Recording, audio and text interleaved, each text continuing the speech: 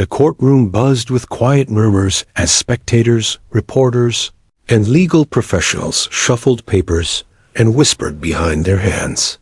Everyone was waiting for a key witness to arrive, though no one expected her to walk in wearing glittery pink shoes, clinging to a worn-out stuffed bunny, and holding a crumpled piece of paper covered in crayon.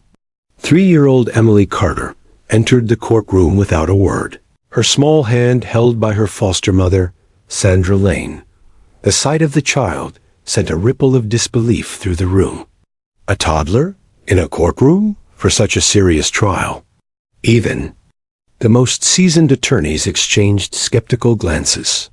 The judge, Honorable Marla Donovan, peered over her glasses as Emily was led to the witness seating area, though she was far too small to sit in the chair properly. A booster seat had been placed there for her, and a small coloring book sat on the desk in front of her. Emily didn't speak. She simply clutched her paper tightly, stared at no one, and looked as if she might cry. The prosecutor, Ms. Rowan, approached the bench. "Your Honor," she said, "we are aware of the sensitivity here. Emily is not here to testify in a traditional sense. She has been approved for presence as a visual and emotional reference. Her communication has been limited but relevant." The defense attorney raised an eyebrow, clearly doubting that any relevant insight could come from a 3-year-old who hadn't spoken since she was removed from her biological home. He leaned into his microphone and said, "Your Honor, this seems more theatrical than evidentiary." "I object to Mr. Fields," the judge cut in. "I will allow this. I've reviewed the psychologist's recommendation. If anything becomes inappropriate or disruptive, we'll stop immediately." Emily remained silent, her tiny legs dangling from the chair. The room fell quiet again, all attention now on the small figure barely able to reach the table in front of her. She didn't seem scared, just focused. Her eyes darted around the courtroom. To some, it looked like confusion. But Sandra, her foster mother, knew better. Emily was remembering. This case was about Emily, or rather, about what had happened to her. Months ago, Child Services had found her living in horrifying conditions. The details of her rescue had been kept private, but insiders knew the allegations were grave. Abuse, neglect, and perhaps something worse. The defendant, a decorated police officer named Mark Daniels, stood accused of using his badge to bypass mandatory reporting systems. His visit to Emily's home months before her removal was suspiciously undocumented, but no one had expected Emily herself to appear in court. Judge Donovan called for a short recess to prepare the next segment of the hearing. During that moment, the courtroom doors opened again. This time, a K-9 officer entered with a large German Shepherd by his side.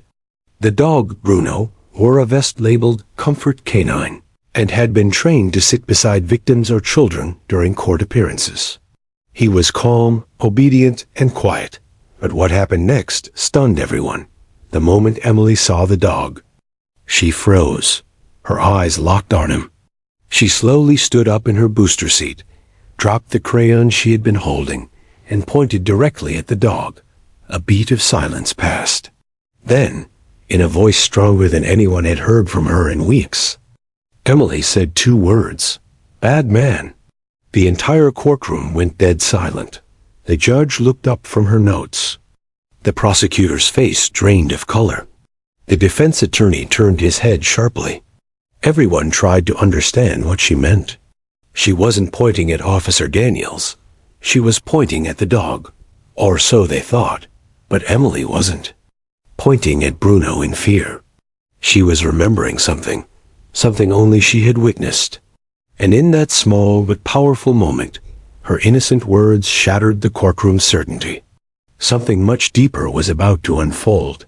For a few seconds after Emily spoke, the courtroom remained locked in stunned silence. Everyone's eyes moved between the child and the dog. Bruno, the calm, well-trained police canine, didn't react. He simply stood beside his handler with the composed presence he was known for. But Emily's words, "bad man," echoed like a drumbeat in the quiet space. The judge leaned forward slightly, confused. "Counselor Rowan, would you explain?" she asked, her voice measured. Prosecutor Rowan rose slowly, eyes still on Emily. "Your Honor, the child has rarely spoken since being removed from the home. We've never heard her use that phrase before, but she's been drawing always the same scene. Always a man, a house, and a dog. We believe Bruno may be triggering a memory." "Of the abuse?" the judge asked softly. Rowan nodded. "Possibly. Or of who was present when it happened." Across the room, defense attorney Fields smirked. "Your Honor, a child pointing at a dog and saying, 'bad man,' doesn't prove anything. She's 3 years old. Imagination is not evidence." "Noted," the judge replied, "but she's not identifying the dog. She's responding to a memory associated with it." Then she looked at Emily again, who was now sitting, silent and motionless, staring at Bruno. The judge added gently, "Let's proceed with care." Sandra, the foster mother, leaned toward Emily and asked softly, "Sweetheart, do you want to show the judge your drawing?" Emily didn't answer with words. She simply handed over the crumpled paper she'd been clinging to all morning. The judge allowed it to be passed forward. A court aide handed it up to her, and she unfolded it carefully. In crayon lines, the drawing showed a little girl, a house with a broken window, a tall man in a dark blue uniform, and a large dog standing beside him. The figure of the man was shaded and roughly, almost scribbled out, with red crayon marks across the face. "What does this mean, Emily?" Sandra asked gently. Emily whispered something almost too quiet to hear. A nearby microphone caught it. He was there. Now the entire courtroom began to lean in. Their curiosity piqued. Prosecutor Rowan approached the stand slowly. "Emily, do you remember the man?" she asked softly, kneeling. Emily looked at her, then down at the paper. She touched the red scribbled face and said again, "Bad man." Prosecutor Rowan stood and turned to the judge. "Your Honor, I request permission to bring in a photographic lineup. We believe the child's memory of Officer Daniels is linked to that day." The judge hesitated. "Are we sure we're not leading her?" "We'll use neutral photos," Rowan said. "If she doesn't react, we'll stop." The judge gave a nod. The defense objected again. "This is courtroom theater. She could be reacting to any man in uniform." But the judge, despite her concern, allowed the process. "Proceed, but with caution." Over the next few minutes, 5 large photographs were brought into the room. 5 men, all in police uniforms, including one of Officer Daniels and one of Bruno with Daniels, during a community event. The photos were placed on easels in a row. Emily was quiet again. At first, she didn't react. She looked at one and the next, emotionless. But when her eyes fell on the 5th photo, the one with Bruno and Officer Daniels side by side, her face changed instantly. Her lips trembled. She pointed at the image and said it again, louder this time. "Bad man?" Gasps rang out across the courtroom. Even the judge couldn't hide her reaction. "Court will recess for 20 minutes, she announced, rising to her feet. Outside the courtroom, phones buzzed. Reporters whispered frantically. What had just happened wasn't supposed to happen, not like this. Emily hadn't been expected to speak. She wasn't supposed to remember. But somehow, the presence of the dog had unlocked something that months of therapy, reports, and social work couldn't touch. And now, the trial was no longer focused on technicalities. It was focused on the voice, however small, of a little girl who remembered more than anyone imagined. The courtroom reassembled 20 minutes later, though the energy in the room had completely shifted. What had started as a routine day in a complex trial was now something extraordinary. Everyone who had been skeptical earlier, the defense, the reporters, even the judge, now sat quietly, watching Emily with careful attention. Emily sat back in her booster seat, nervously tapping her fingers on her drawing. Bruno, the comfort dog, remained in the corner with his handler.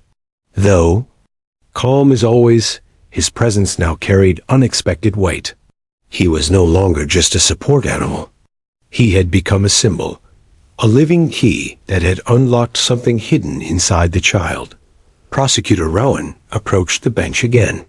Your Honor, the drawing, combined with the child's consistent reaction to the photo lineup, suggests a memory trigger. We request that the drawing be officially entered into evidence. Defense Attorney Fields stood. Objection. This is a child's artwork, not a sworn statement. The judge, now far more cautious in her skepticism, responded. The court will allow it, not as direct evidence, but as context for the child's emotional response. Proceed carefully. The drawing was projected onto a monitor. The courtroom could now clearly see the stick figure house, the red scribbled face of the man in uniform, and the recognizable image of a large dog beside him. The more they stared at it, the less it looked like a childish doodle and more like a frozen memory.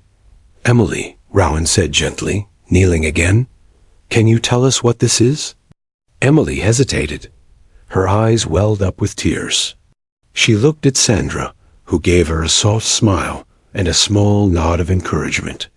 That's my house, she whispered. That's him. Him who? Rowan asked. Emily pointed at the man with the scribbled-out face, the man who came with the dog. Bruno let out a small breath, almost like a sigh, and lay down beside his handler. It was a normal canine behavior, yet in that courtroom, even his sigh seemed to deepen the silence. Judge Donovan asked a new question, her voice calm but firm. Do we have a record of Officer Daniels visiting that home? Rowan opened it. Folder. Yes, Your Honor. Officer Daniels was dispatched to the child's residence 3 months prior to her removal. The incident was logged as a welfare check, but there is no body cam footage and no follow-up report filed. The judge frowned. That's unusual. Yes, Rowan replied, especially since the child was found malnourished and covered in bruises only weeks later. Defense Attorney Fields stood again. Your Honor, none of this proves wrongdoing. The officer may have seen nothing to report at the time. And yet the child remembers him. The judge said quietly. At that moment, Sandra gently slid another folded paper from her purse. She made another drawing, she said. It's different. Rowan accepted the paper and unfolded it at the bench. Then her eyes widened. This drawing showed the same house, but this time the man was inside it. The door was open. The girl, clearly Emily, stood on the porch, reaching out. The man's face was again red and scribbled, but the dog's eyes were drawn wide, like they were watching. She draws this again and again, Sandra explained. Always the same scene. Sometimes she cries while she's coloring. That image, when displayed to the courtroom, silenced even the harshest skeptics. Whatever memory Emily had buried, it had found a voice through her drawings. And now everyone could feel it. A child had been trying to speak all along, and the legal system had almost missed it. The judge leaned back in her seat and whispered under her breath, this little girl might be the only witness who matters. Outside, reporters were already typing furiously. Inside, the pieces of something dark were starting to form a complete picture. And Emily, still just 3 years old, had only just begun to reveal what she knew. The courtroom atmosphere shifted from curiosity to deep unease. The drawings, Emily's words, and her recognition of Bruno in the photo with Officer Daniels were too consistent to dismiss. Prosecutor Rowan knew that what had once been a circumstantial case was quickly gaining an emotional core, one delivered through the smallest, most unlikely witness. That afternoon, the court reconvened with a focused sense of purpose. Judge Donovan called for Officer Mark Daniels to take the stand. A man in his late 30s with a clean-cut appearance and confident posture rose from the defense table and approached the witness stand. He looked like someone who belonged in a uniform, a seasoned officer, polished and composed. He adjusted his tie and sat down calmly. "Officer Daniels," Rowan began, "you conducted a welfare check on Emily Carter's household 3 months before her removal. Is that correct?" "Yes," Daniels answered without hesitation. "I received the dispatch, responded with my K-9 unit Bruno, checked the home, and found no signs of immediate danger." "No report was filed," Rowan noted. "There was nothing to report," Daniels said coolly. Rowan raised an eyebrow. "No bruises? No signs of neglect?" The mother explained the girl had fallen off a swing. There were toys scattered outside. The girl was shy, but not injured in a way that required escalation. In my judgment, the home was safe. Rowan clicked. A remote and Emily's drawing appeared again on the screen. "And how do you explain this?" "The girl drew you, your dog, and a memory of that day that clearly made a lasting impression." Daniel stiffened. "She's 3. Kids draw monsters and imaginary things all the time. But she recognized you in a photo. And she called you," Rowan paused for emphasis, "a bad man." Daniels shrugged. "I can't control a toddler's imagination." In the gallery, people shifted uncomfortably. The calmness in Daniel's tone now felt unsettling. Judge Donovan leaned forward. "Officer Daniels, do you remember what time you left that residence?" "About 20 minutes after I arrived," he replied. Rowan turned to the screen again. "Our timestamp from the body cam system shows your unit was logged at the location for 1 hour and 12 minutes. Daniel's jaw clenched. "I was delayed." "Traffic," he muttered. "But the car was parked the entire time, according to dashcam." "GPS logs," Rowan added, holding up a folder. Daniels looked toward his attorney. Fields quickly objected. "Your Honor, this line of questioning is speculative. There's no evidence of wrongdoing. There's a missing report, no body cam footage, conflicting timelines, and now a traumatized child who identifies the officer as part of her abuse memory," the judge replied. "This line of questioning will continue." Daniels folded his arms, but his gaze wavered. For the first time during the trial, the mask of calm confidence cracked. He adjusted in his seat, suddenly uncomfortable. Rowan took a breath and said, "Your Honor, we are requesting an emergency review of Officer Daniels' complete service history, with a focus on closed welfare calls involving children. His body cam failures appear more than coincidental." The judge nodded. "Granted. I want the review completed within 72 hours." In the back of the courtroom, Sandra gently reached for Emily's hand. The little girl, unaware of the legal drama unfolding around her, continued to color quietly. But her presence had done what 2 months of investigation could not. Her memory, hazy, unspoken, but persistent, had begun to shine a light in places the system had long ignored. What had been seen as a child's accidental statement was now evolving into a direct connection. And behind the badge, a different story was beginning to emerge. 3 days later, the courtroom was packed. The gallery included child advocates, off-duty officers, and members of the press who hadn't stopped covering the case since Emily first said, "Bad man." The atmosphere was charged with tension. People knew this was no longer about one welfare visit gone wrong. It had the markings of a systemic failure, one that now hung on the testimony of a toddler. The requested internal review had been expedited, and what it uncovered shook the prosecution team. Prosecutor Rowan stood with a stack of documents. "Your Honor, Daniels was the responding officer on 5 previous welfare calls involving children within the last 2 years. In 3 of those cases, no reports were filed, and in 2, body cam footage was mysteriously unavailable. All 5 children were later removed by child services for abuse or neglect. Judge Donovan's expression hardened. Was any action ever taken against Officer Daniels for these omissions? No, Your Honor. The missing reports were labeled as administrative oversights. The defense scrambled to object, but the damage was done. The court now saw a pattern, and it didn't favor Officer Daniels. Emily was brought back into the room. This time, she wasn't just a silent observer.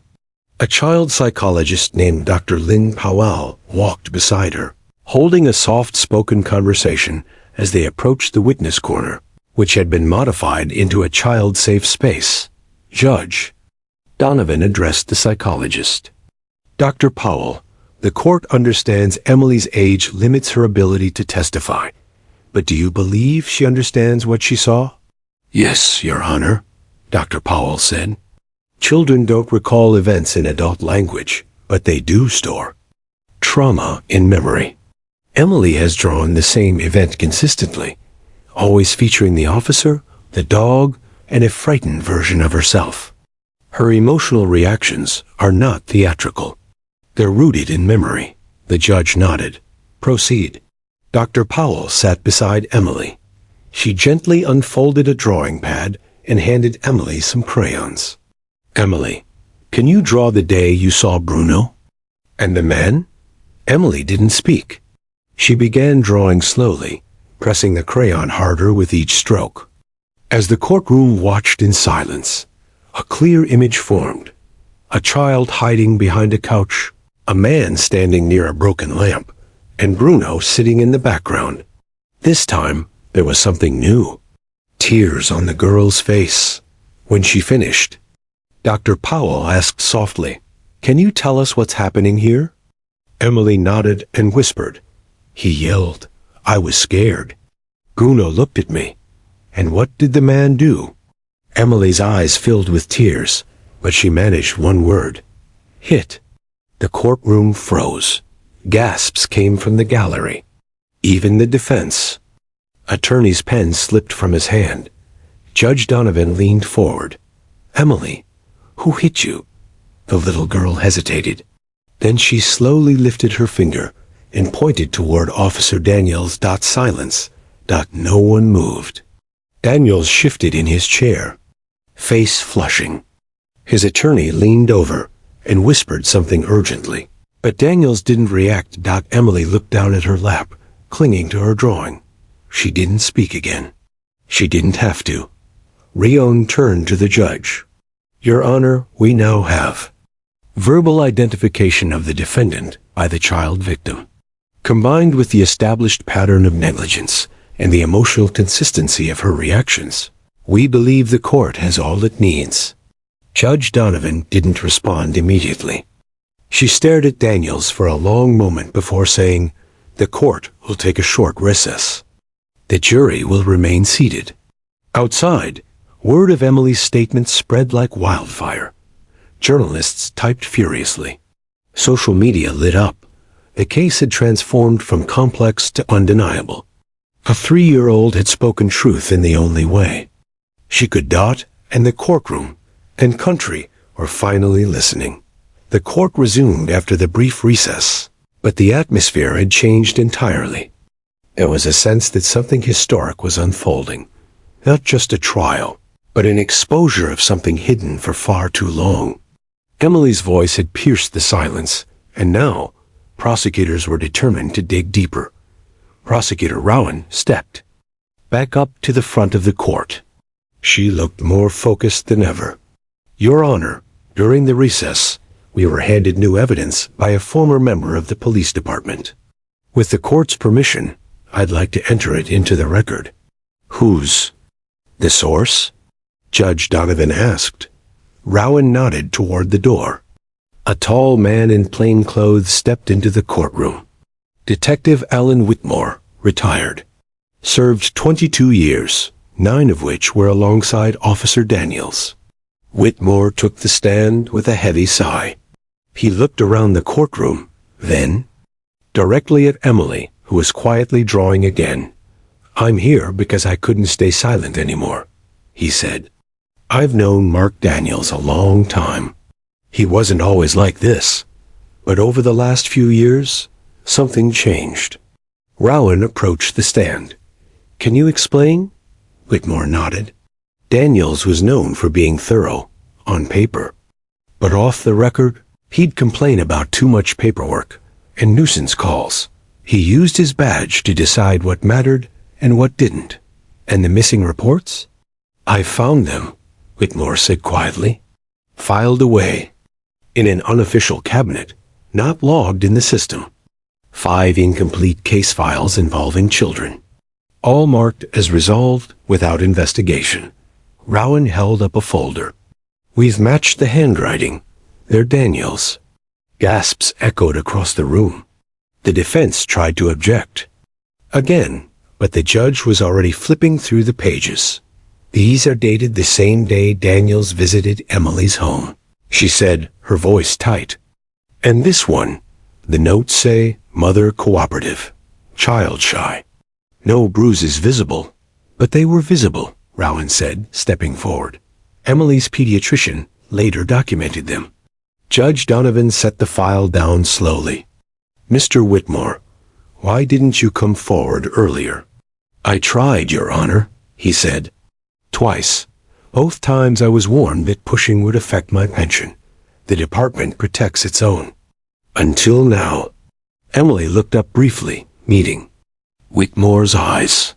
She didn't smile, but something softened in her face, a recognition that someone else had stepped up for her. Daniels leaned toward his lawyer, whispering furiously. The lawyer shook his head. There was no defense strong enough for what was unfolding. Then Rowan dropped one more piece of evidence. "We recovered security footage from a neighbor's doorbell camera.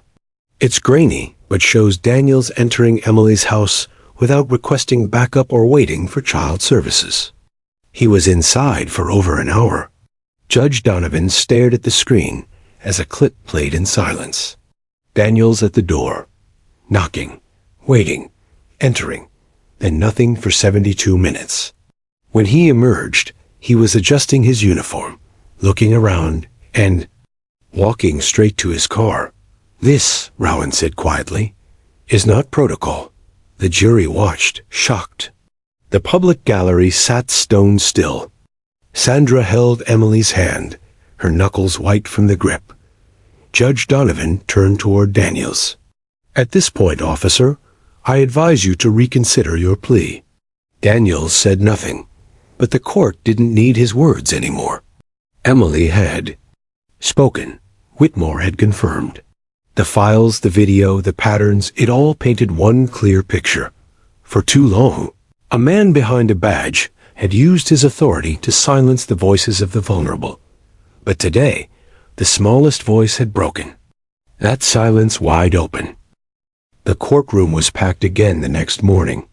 The jury had been sequestered overnight. And now, after weeks of testimony and a whirlwind of revelations, they were ready to deliver their verdict. The gallery was silent as Judge Donovan entered, followed by the bailiff who brought in the jurors. Even the hum of whispers had disappeared. No one wanted to miss a second. Emily sat quietly with Sandra in the front row, her crayons and drawings tucked neatly in her small backpack.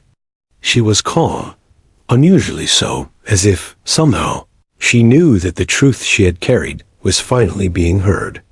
"All rise," the bailiff said. The judge gave a small nod, and everyone took their seats. The jury foreman, a middle-aged woman with tired eyes and a trembling voice, stood. "Has the jury reached a verdict?" Judge Donovan asked. "We have, Your Honor. Please read it." The foreman cleared her throat and held up the paper. "In the case of the state versus Officer Mark Daniels, on the charge of aggravated child endangerment, we find the defendant guilty. On the charge of obstruction of justice, guilty. On the charge of falsifying official records, guilty." A sharp inhale swept across the room. Several people teared up. Daniels sat motionless, his jaw tight, eyes locked on the table in front of him. His attorney looked like he'd aged 5 years overnight. Prosecutor Rowan didn't smile. She simply nodded, closed her file, and looked toward Emily. Sandra whispered to the little girl, "You did it, sweetheart." Emily looked up, blinking. "No more bad man?" "No more," Sandra whispered back. "He can't hurt anyone now." "Judge." Donovan turned to Daniels. "This court finds you guilty on all charges. Sentencing will occur next week. Until then, you are remanded without bail." She banged the gavel sharply. "Court is adjourned." Daniels was immediately escorted by 2 deputies. As he passed by Bruno, the very dog who had unknowingly triggered Emily's testimony, he didn't even glance at him. Bruno didn't react either. He lay calmly beside his handler, just as he had throughout the trial, unaware that his presence had been instrumental in exposing a lie hidden in plain sight. As the courtroom emptied, journalists flooded the hallway. Outside, cameras flashed. Headlines were already hitting the web.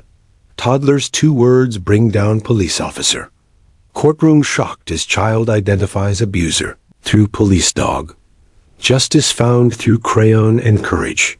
Back inside, the judge approached Emily and Sandra personally.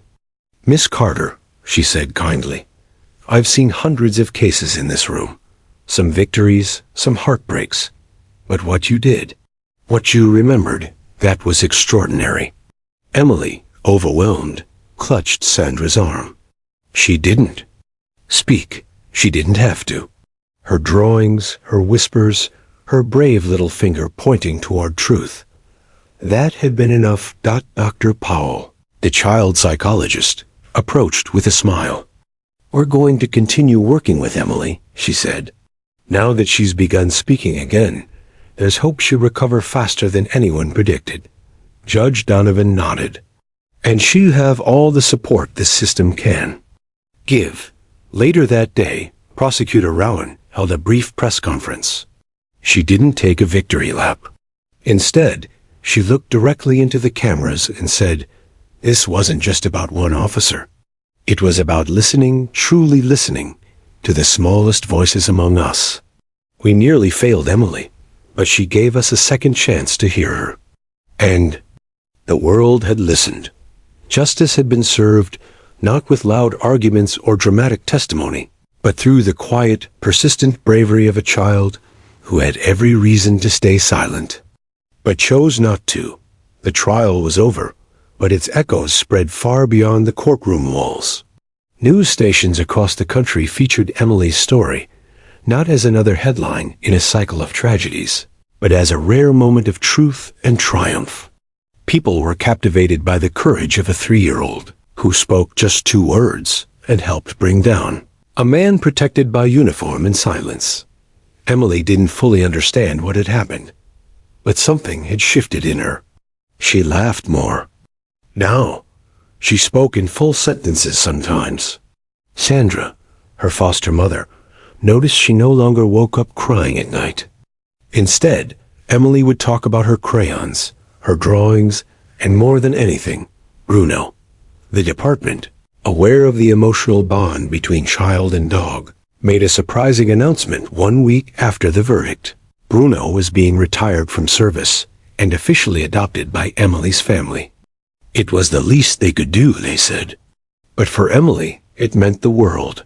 The first day Bruno arrived at Sandra's house, Emily waited on the porch with wide eyes. When the officer let go of the leash, Bruno trotted straight to her, tail wagging. He didn't bark or jump.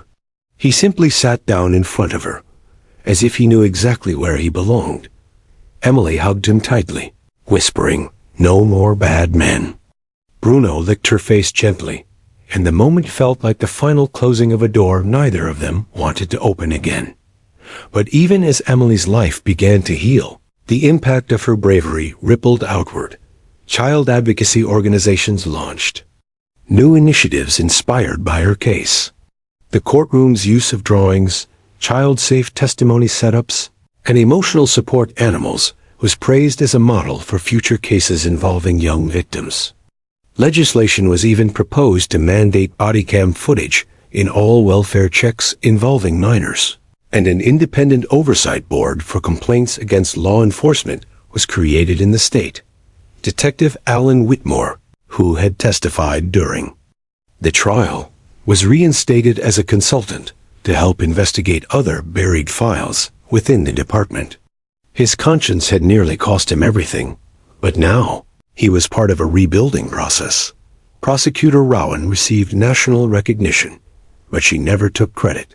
The real hero, she said in an interview, is a 3-year-old girl who taught all of us that silence doesn't mean absence, that a whisper can sometimes roar louder than any argument. As the months passed, Emily flourished. She began attending therapy with Dr. Powell twice a week, and Sandra officially filed to adopt her. Emily's drawings slowly changed too. The houses now had open windows. The stick figure girl smiled, and Bruno appeared in almost every one, not beside a scary man, but beside Emily, chasing butterflies or lying in the sun. On the day the adoption was finalized, the judge from the trial, Marla Donovan, arrived quietly in the back of the courtroom. She didn't speak publicly. She just watched, smiled, and nodded when the final papers were signed. Bruno wore a little vest that said, "Big Brother" on it.